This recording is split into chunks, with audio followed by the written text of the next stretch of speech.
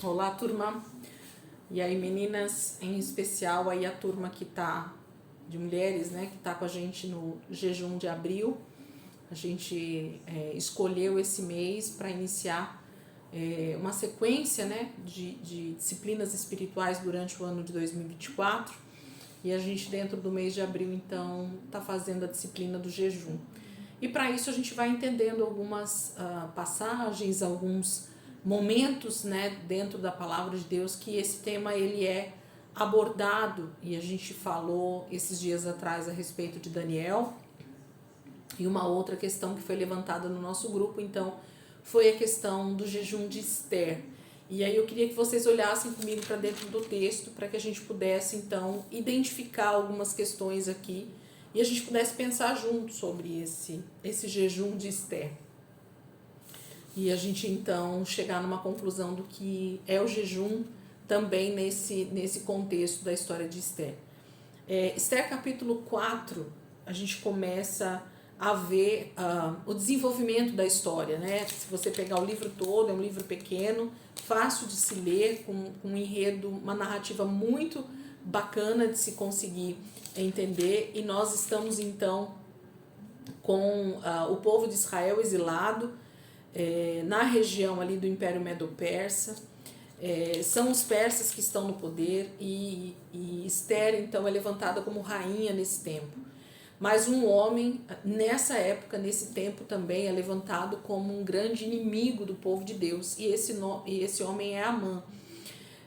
E Amã, ele é a representação, nesse momento da história, do próprio anticristo, daquele que quer destruir de qualquer maneira o povo de Israel, né? O povo de Deus.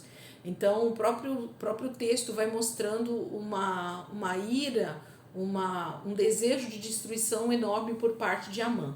E aí no capítulo 4 começa esse diálogo entre Esther e Mardocai, né? Mordecai, perdão, que é o parente dela mais próximo e que está ali também como um intercessor por Israel. Então eu queria que você abrisse comigo no primeiro momento aqui para a gente poder já fazer um pano de fundo para nós, capítulo 4, versículo 9. Ratá retornou e relatou a Esther tudo o que Mardoqueu lhe tinha dito. Então ela o instruiu que dissesse o seguinte a Mardoqueu: todos os oficiais do rei e o povo das províncias do império sabem que existe somente uma lei para qualquer homem ou mulher que se aproxime do rei no pátio interno sem por ele ser chamado. Será morto, a não ser que o rei estenda o cetro de ouro para a pessoa e lhe poupe a vida. E eu não sou chamada à presença do rei há mais de 30 dias. Então aqui começa esse nosso entendimento sobre o pedido de Mardoqueu, né, para Esther, de que ela interceda junto ao rei do império, para que Amã não faça o que ele está pretendendo fazer, que é exterminar todo o povo judeu da face da terra, né? Esse era o desejo de Amã, matar todos os judeus que morassem ali nas 127 províncias do Império Medo-Persa. Então a gente tem aí um verdadeiro genocídio, né? Um verdadeiro extermínio do povo. Muito parecido com o que Hitler tentou fazer também na época do seu tempo, né? Que também é um próprio anticristo ali para nós naquele momento da história. Bom, voltando aqui para o texto, então seguindo o diálogo de Mardoqueu com Esther através do servo, ela fala então que ela não pode ir até a presença do rei sem ser chamada, e ela não tem sido chamada há mais de 30 dias, esse é o enredo. E ela diz, existe uma lei aqui, que aquele que entra na presença do rei no pátio interno sem ser chamado será morto, a menos que o rei estenda o seu cetro. Então, ela tinha que abrir mão da sua própria segurança se ela quisesse, então, ajudar os seus irmãos judeus nesse momento. E aí Mardoqueu retruca ela, né, nesse momento, dizendo que ela não seria salva se ela não tentasse. E ela então responde para ele o seguinte, vamos lá.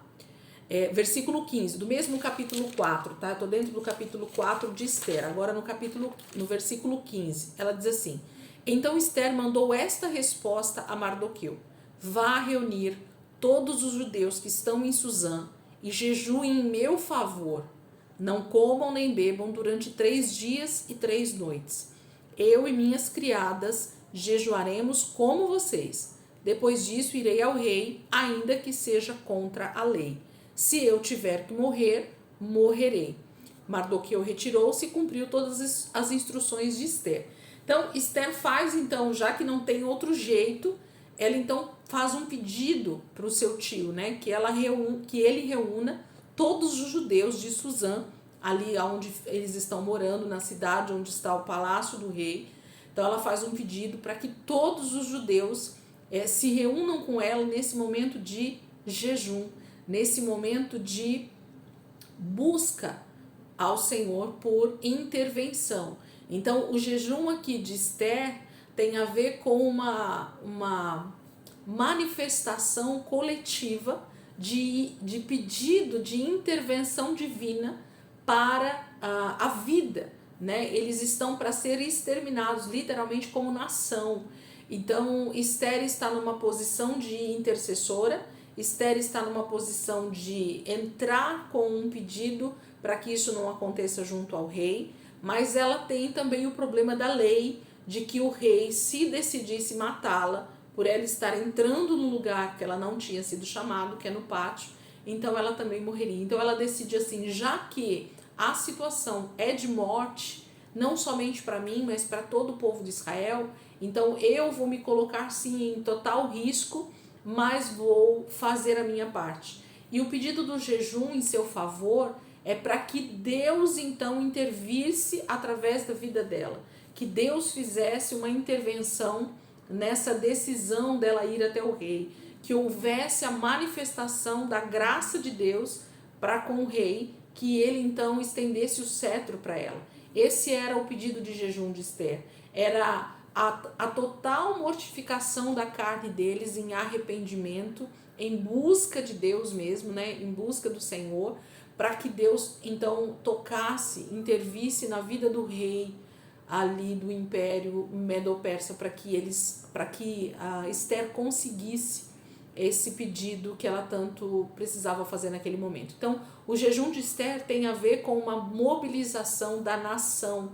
Isso tem a ver com uma intervenção divina para livramento. Isso tem a ver com um pedido coletivo e não um pedido individual. Isso tem a ver com o livramento do povo de Israel.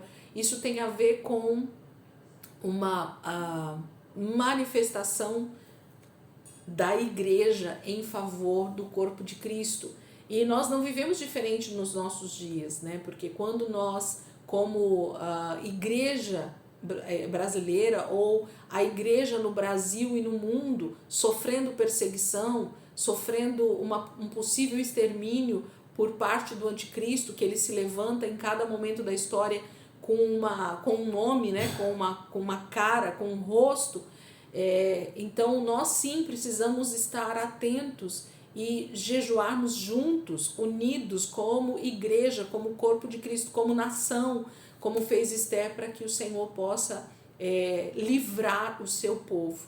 Então, quantos de nós às vezes poderíamos estar sim nos unindo em oração para a intervenção do Senhor pela igreja perseguida, por exemplo, né? Existem nações inteiras que são perseguidas de forma extremamente cruel, com morte de irmãos por todo mundo, só por eles dizerem que são cristãos, né? Isso já ocorre morte, às vezes em massa. A gente ouve, né, falar, sabe não, a gente ouve falar de testemunhos em vários países, principalmente no Oriente Médio, no continente africano, né? De lugares onde realmente só deles imaginarem que a pessoa é cristã, a pessoa é morta. Então, mais uma vez, a igreja deveria se levantar como Esther, né? Para ser essa intercessora, essa pessoa que se coloca na brecha para pedir a intervenção de Deus de livramento. Então, o que ela está fazendo, o pedido de jejum aqui em favor dela, não é para que ela não sofresse a morte, porque ainda que ela viesse a morrer, ela estaria tentando fazer a parte dela, mas a intervenção era pelo seu povo. E é muito curioso a gente olhar para esse texto e olhar que os dias que ela pede, a quantidade de dias que ela pede de jejum, não é à toa, né? Na verdade, nós temos aqui um número muito significativo dentro da palavra de Deus, que é o 3 dias e 3 noites, né?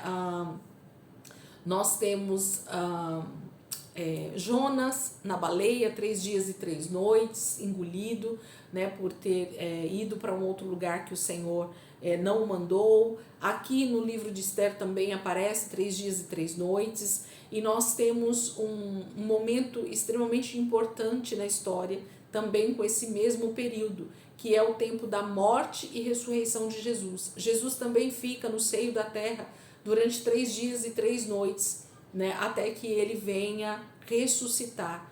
E esse número 3, então, tem a ver com morte e ressurreição, morte e chamado à vida, né? Então, nesse momento da história em que o povo de Israel estaria sendo exterminado ali da face da terra no Império Medo-Persa, Esther está sendo essa chamada à intercessão, a busca da mortificação da sua carne, não só ela, mas todas as pessoas que estão ali na mesma condição, a estar nesse momento entre a vida e a morte. Melhor, entre a morte e a vida. E eles são então resgatados, né, dessa possível morte coletiva que aconteceria ali no Império Medo-Persa. Então, todas as vezes que a palavra de Deus mostra para nós 3 dias e 3 noites, fala desse momento em que houve uma morte, mas para a vida, né? Então, eles decidem mortificar a sua carne para que Deus traga vida novamente para o seu povo naquele momento, livrando eles do extermínio. Então, Esther faz esse pedido em favor da nação e não em favor dela de maneira particular. Então, uma das formas de se fazer jejum também é jejuar coletivamente em favor de causas muito maiores, que no caso aqui seria a nação. E a gente sim, como igreja, deveria se levantar num jejum coletivo, não só uma vez, mas sempre que possível, para a intervenção no mundo espiritual, do agir de Deus em favor da nação de Israel, em favor da igreja nas nações, em favor de missionários que estão no campo missionário. Então, essa é uma boa maneira de se jejuar, mortificando sim a nossa carne e buscando a intervenção de Deus, o agir de Deus, né, em favor dos nossos irmãos, da igreja ao redor do mundo. Então, que nós possamos sim ter o exemplo de Esther para a nossa vida, não de maneira individual, não de maneira egoísta, mas sim de maneira a nos doar, a nos mortificar em favor de pessoas que o Senhor ama, tanto quanto nós, né? Então, o Senhor ama a nação de Israel, o Senhor ama o seu povo, e Esther diz: se eu tiver que morrer, morrerei. Então, ela diz: se para salvar o meu povo eu tiver que morrer, eu vou morrer. Eu vou pagar o preço por isso. Então, será que eu e você estamos dispostos a morrer, né? Mortificar nossa carne para que outras pessoas vivam? Para que o Senhor possa intervir nas nações? Para que o Senhor possa intervir em causas coletivas, né? Para que o Senhor possa salvar muito mais pessoas ao redor do mundo através de missionários, através de homens e mulheres que estão dispostos, né? E fazer com que os anticristos que vão se levantando também sejam mortos, né? Pelo juízo de Deus, através inclusive da própria armadilha que eles fazem, que aqui no caso de Amã, ele morre com a sua própria forca, né? Então, Satanás ele tenta se levantar para destruição, mas o Senhor intervém na história para livramento do seu povo, porque o Senhor tem propósito e ele então vai cumprir sim, mas ele ama ver pessoas que estão dispostos a dizer: se eu tiver que morrer, morrerei. Então, se eu tiver que morrer, mortificando a minha carne através do jejum, para que outras pessoas vivam, que eu morra então. Você está disposto a morrer em favor de outras vidas? Você está disposto ou disposta a mortificar a tua carne para que o Espírito Santo ministre a tua vida e você interceda em favor dos teus irmãos ao redor do mundo ou aqui mesmo no Brasil? Então essa é a pergunta de Esther para nós. Será que eu e você também estamos dispostos a dizer: se eu tiver que morrer, morrerei, mas em prol de uma causa muito maior? Amém? Se vocês tiverem dúvidas ou quiserem levantar questões a respeito do jejum de Esther, por favor, pode mandar aí nos comentários, pode pôr aí no grupo, meninas, e a gente vai continuar falando um pouquinho mais sobre essa questão do jejum, tá bom?